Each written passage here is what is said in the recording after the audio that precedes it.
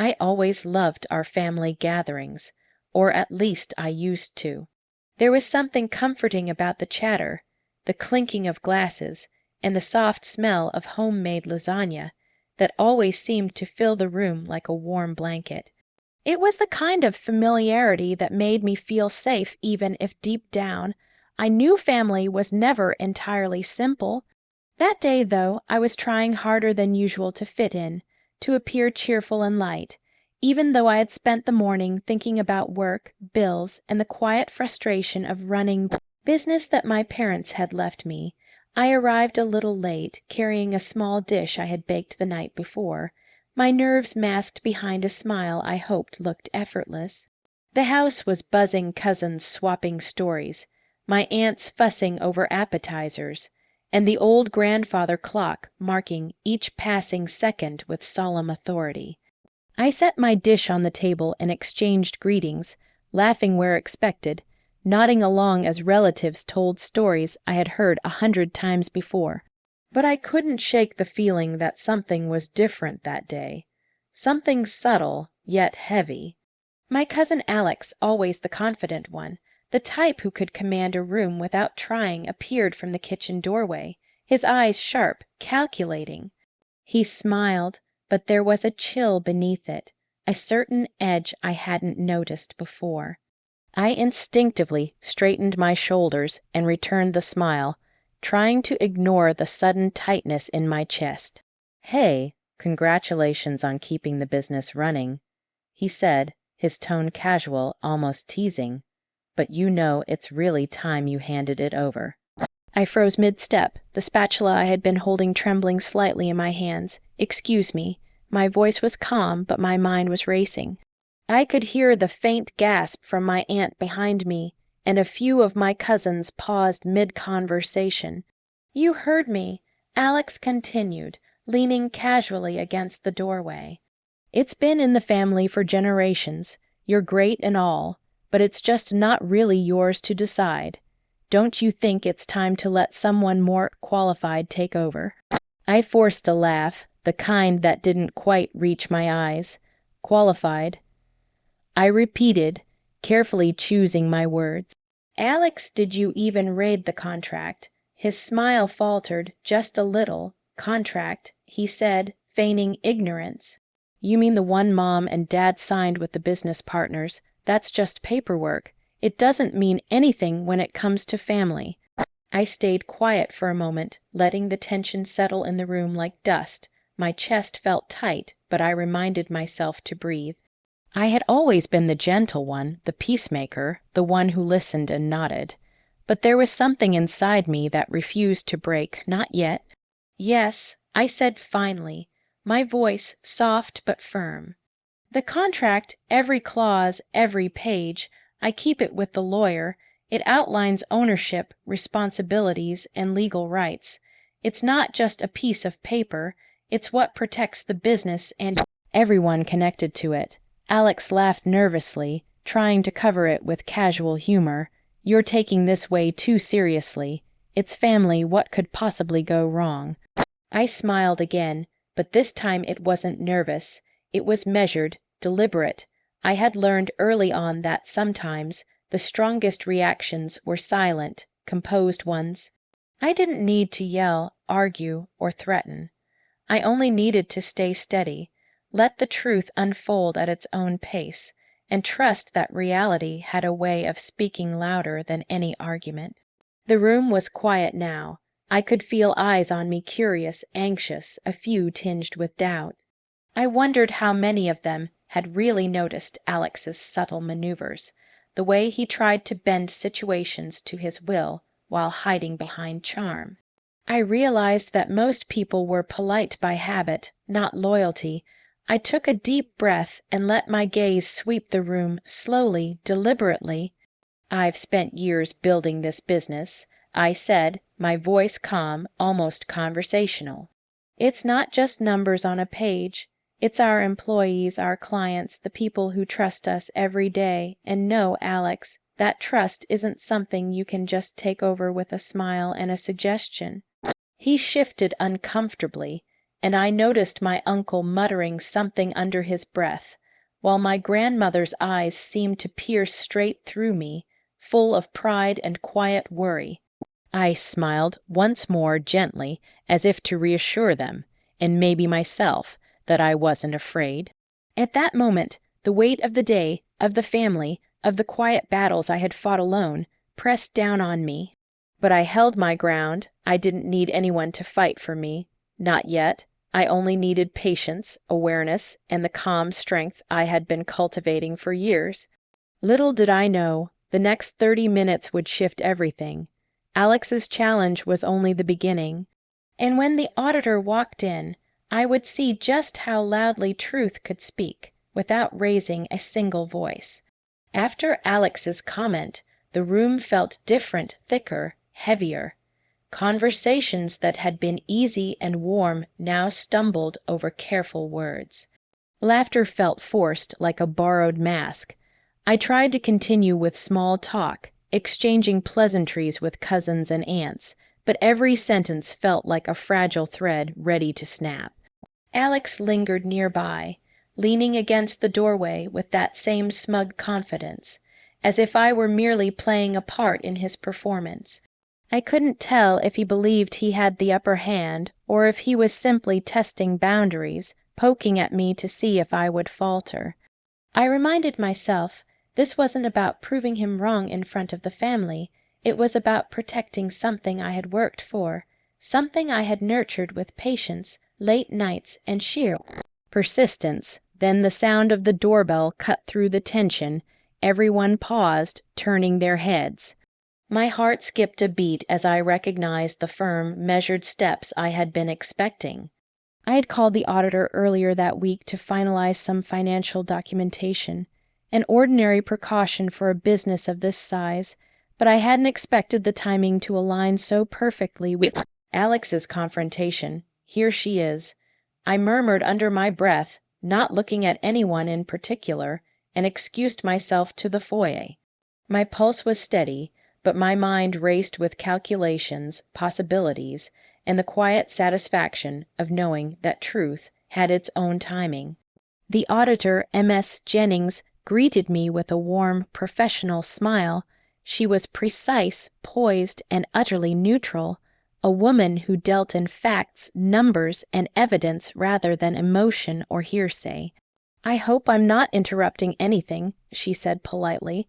I shook my head, leading her toward the dining room, where the family had gathered, curiosity and suspicion thick in the air. As she entered, Alex's smile faltered slightly. He straightened, perhaps realizing, in the very instant that she arrived, that the game he had been playing might not be so one-sided after all. The room fell silent, as though everyone instinctively recognized that the arrival of someone impartial, someone professional, was a turning point. I gestured for Ms. Jennings to take a seat, then addressed the family without raising my voice. "This is Ms. Jennings, the auditor who oversees our contracts, financial statements, and all legal documents regarding the business. I asked her here today so we could clarify ownership and responsibilities once and for all." Alex shifted in his chair, pretending casualness but betraying unease. "We don't need all that formality," he said, attempting to mask tension with humor. "It's family." I smiled gently.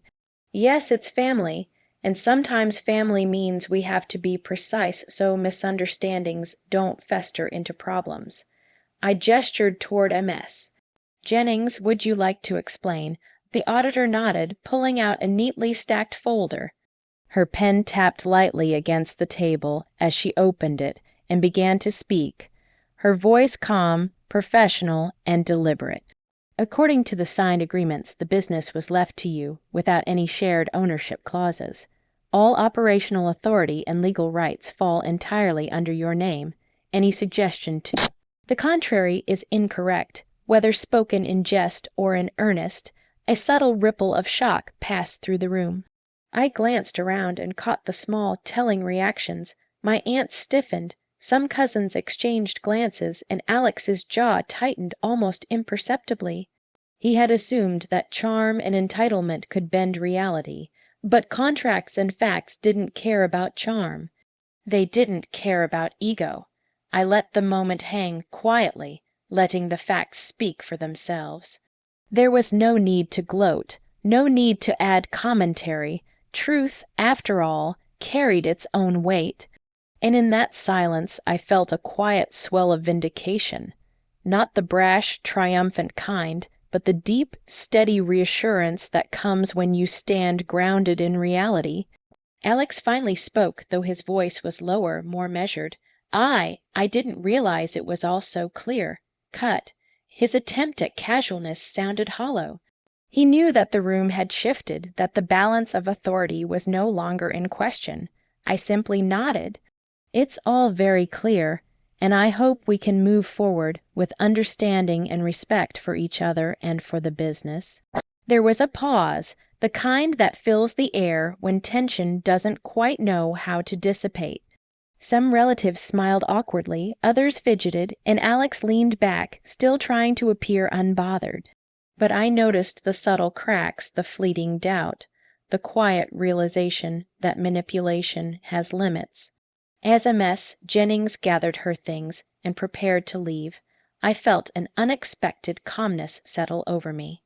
I had faced the challenge, maintained composure, and let truth do what threats, arguments, or anger could not. That day I realized something crucial. Strength isn't always loud, sometimes it's measured. It's the quiet insistence on fairness, the patience to let evidence speak, and the grace to stand unshaken in the face of pressure. And while the family party resumed, with laughter and conversation slowly trickling back, I carried a new understanding. Power isn't about confrontation. It's about knowing your value, honoring it, and refusing to let anyone redefine it without your consent. After the auditor left, the room seemed heavier than before, though the chatter slowly returned, tentative and cautious. I stayed quiet, sipping my water and observing, letting the noise wash over me while I tried to process what had just happened. It wasn't a triumph in the way movies portray victories, no dramatic applause, no triumphant smiles. It was quieter, steadier, more profound. I noticed the small details I had overlooked before. The way Alex avoided my gaze, the tightness in his shoulders, the subtle glance my cousin Mara gave me that lingered just a little too long to be casual. Even my parents, who had always seemed distant, were exchanging nervous smiles and whispered words. The air was filled with an unspoken acknowledgement that the game had changed, that lines had been drawn, and that patience and truth had quietly shifted the balance. For a long moment, I retreated to the corner of the living room, away from the clatter of plates and polite laughter. I let myself breathe and finally allowed a wave of exhaustion to settle over me. Running a business had been challenging enough on its own, but navigating family dynamics while protecting it had added a weight I hadn't fully acknowledged until now. The betrayal stung, not because Alex had been wrong about the law, but because he had assumed that blood alone could justify entitlement. That assumption, the casual disregard for my work and my rights, had cut deeper than I expected. As I sat quietly, observing the room, a realization dawned. This wasn't just about contracts, ownership, or money. It was about boundaries, about respect, about understanding that love and family do not automatically give anyone the right to take what isn't theirs. I had spent years believing that kindness, compromise, and patience would be enough to keep everyone aligned. But sometimes people take advantage not because they are cruel, but because they never expected to meet resistance. I thought about every time I had given in, every moment I had said yes to avoid conflict, every small concession I had made in hopes of preserving harmony. I realized that harmony at the expense of self-respect is fragile. It bends, cracks, and sometimes shatters completely. I had learned that day that standing firm wasn't selfish, it was necessary.